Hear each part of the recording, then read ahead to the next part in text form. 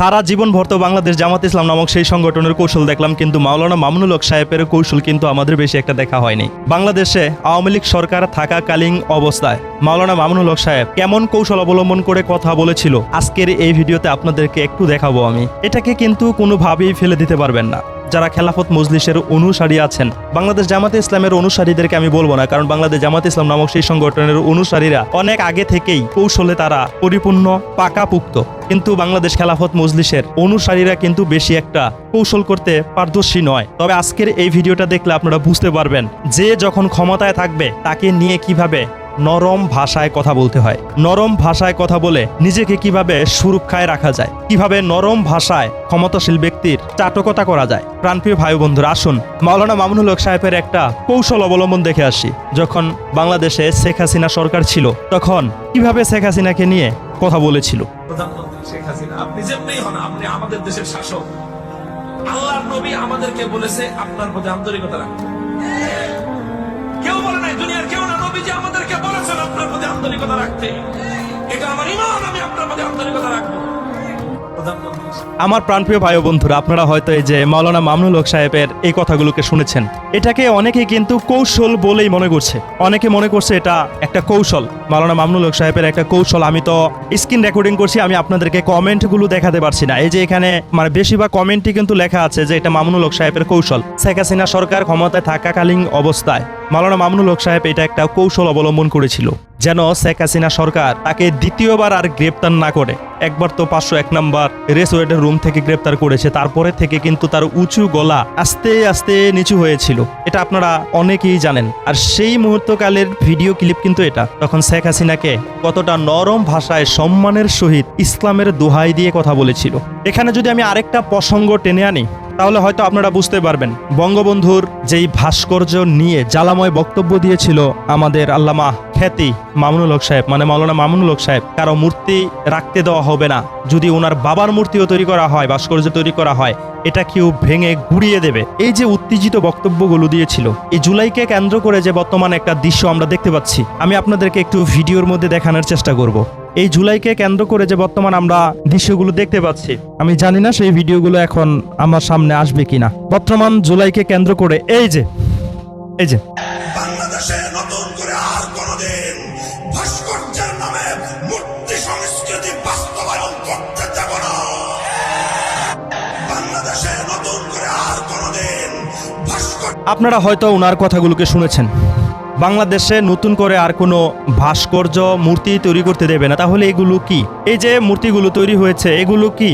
এটা তো জুলাই সেই গণ উত্থানকে কেন্দ্র করে এই মূর্তিগুলোকে বানানো হয়েছিল। এই একই বক্তব্য, এই একই গর্জন, এগুলো কি বর্তমান এই ইস্যুগুলোর সাথে কি মিলছে না? মাওলানা মামুনুল হক সাহেবকে এখন আমরা বলতে শুনতে পাচ্ছি, তিনি এখন বলছেন যে ভাস্কর্য যদি রাখতে হয় তাহলে চেহারার যে একটা আবয়ব, চেহারাটা যদি না দেওয়া হয় তাহলে নাকি সবকিছুই ঠিক আছে। তাহলে বঙ্গবন্ধুর সময় এত গর্জন দিয়ে এত হুঙ্কার কেন দিল? তখনও তো এই কথাটা বলতে পারতো যে বঙ্গবন্ধুর শুধু ফেসটাকে তৈরি না করে বাকি সবকিছুই তৈরি করুন। এই যে রংপুরের মধ্যে কত ফুট মূর্তি জানি হচ্ছে, রামের মূর্তি, তাহলে তারা তো একটা সুযোগ পেয়ে যেতে পারে। তাহলে তাদের ক্ষেত্রেও কথাটা বলে দেওয়া হোক যে শুধু চেহারাটা বাদ দিয়ে বাকি সবকিছুই তৈরি করে ফেলুন, তাতে কোনো সমস্যা নাই। এক একটা সময় এক একটা রূপ ধারণ করা, এটা কিন্তু আসলে কখনো কাম্য হতে পারে না। এটা কোনো ইসলামিক ব্যক্তিত্বর কালচার হতে পারে বলে আমরা এটা মনে করি না। এই যে মামুনুল হক সাহেব বক্তব্য দিয়েছেন, এই যে এখন ভাস্কর্য হিসাবে এই জুলাই গণ উত্থানের সেই স্মৃতিগুলোকে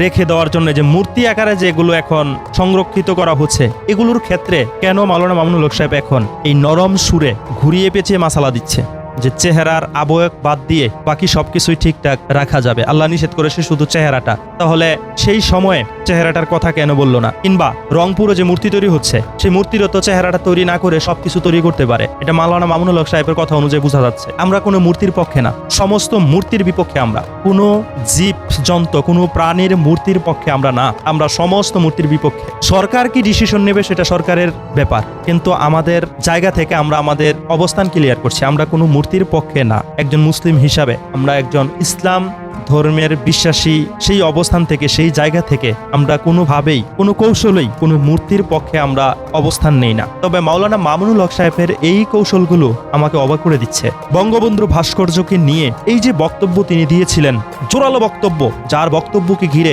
সোশ্যাল মিডিয়া পুরোপুরি গরম হয়ে গিয়েছিল, একটা বিপ্লব তৈরি হয়েছিল সেই বক্তব্যকে ঘিরে, কিন্তু সেই বক্তব্য আজ কোথায় চলে গেল?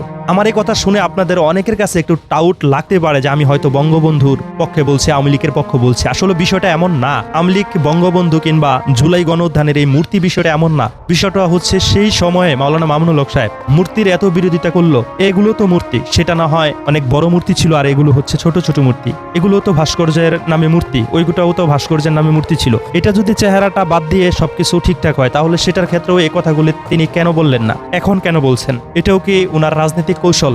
যেমন ভাবে শেখ হাসিনা সরকার ক্ষমতায় থাকতে ওনাকে আল্লাহর নবী রাসূল সাল্লাল্লাহু আলাইহি ওয়াসাল্লাম মানতে বলেছেন, সম্মান দিতে বলেছেন, সেই কথা বলল। এই 5ই আগস্টের পর থেকে, জুলাই গণউত্থানের পর থেকে কি সব মাসালা, সব নিয়ম পরিবর্তন হয়ে গিয়েছে? এগুলো হচ্ছে আমার প্রশ্ন। আমি কাউকে ব্যক্তিগত আক্রমণ করছি না। এগুলো কি কথা না? এগুলো অবশ্যই কথা, এগুলো অবশ্যই প্রশ্ন। বাংলাদেশ খেলাফত মজলিসের অনুসারীরা আমার এই কথাগুলোকে আপনারা কিভাবে ব্যাখ্যা দেবেন? বঙ্গবন্ধুর মূর্তি অপসারণ করার জন্য, ভাস্কর্য অপসারণ করার জন্য এই যে মাওলানা মামুনুল হক সাহেব বক্তব্য দিলেন, করে আর কোনোদিন ভাস্কর্যের নামে মূর্তি সংস্কৃতি বাস্তবায়ন করতে দেব না। বাংলাদেশে নতুন করে আর কোনোদিন ভাস্কর্যের নামে মূর্তি সংস্কৃতি বাস্তবায়ন করতে দেব না।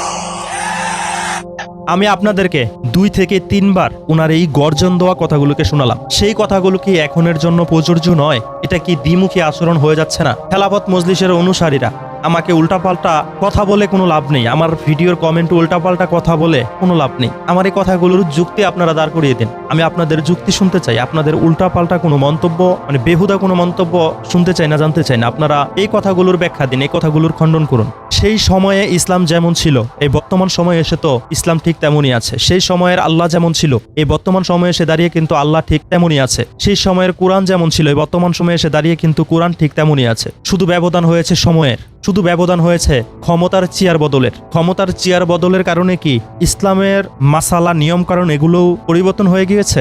আপনাদের কাছে আমার এই প্রশ্ন রইল। প্রাণপ্রিয় ভাই বন্ধুরা, আপনারা মাওলানা মামুনুল হক সাহেবের এই ঘটনাগুলোকে কিভাবে দেখছেন? এগুলো কি মাওলানা মামুনুল হক সাহেবের কৌশল বলে আপনারা মনে করছেন? আপনাদের মন্তব্য সত্যি খুব গুরুত্বপূর্ণ। কমেন্টে লিখে, মন খুলে আপনারা মন্তব্য কমেন্টে লিখে জানিয়ে দেবেন।